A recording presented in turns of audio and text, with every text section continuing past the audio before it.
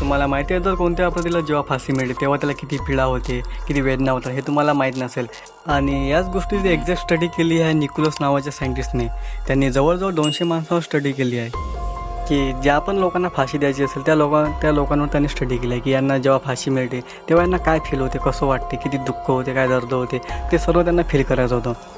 आणि ते तेवढंच थांबले नाही. त्यांनी पुढे काय केलं, सुरुवातीला त्यांनी खूप समोरून एक्सपेरिमेंट केला आणि नंतर त्यांनी एक दोर घेतला की जो जास्त टाईट नाही तो दोर त्यांनी मानेवर चारीकडून गुंडाळला आणि काही सेकंडच्यासाठी लटकून गेले.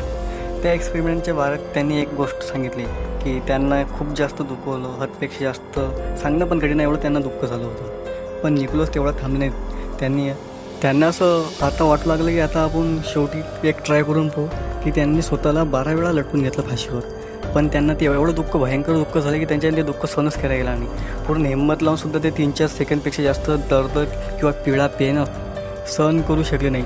जवळजवळ 200पेक्षा जास्त स्टडीज, 12पेक्षा जास्त एक्सपेरिमेंट आणि मरणाच्या एवढा जवळ येऊन पण त्यांना त्या पीडाचा, त्या वेदनेचा, जे पेन झाला त्यांना झाला त्याची एक्झॅक्ट एंटिसिटी माहीत नाही पडली. कारण ते म्हणत होते की या पिढ्याचं रहस्य मला जर घ्यायचं असेल तर मला शेवटी मरावंच लागेल आणि मी जर मिळतो या पिढ्याचं रहस्य कसं काय भेटणार. शेवटी त्यांना तो एक्सपेरिमेंट बंद करून टाकला.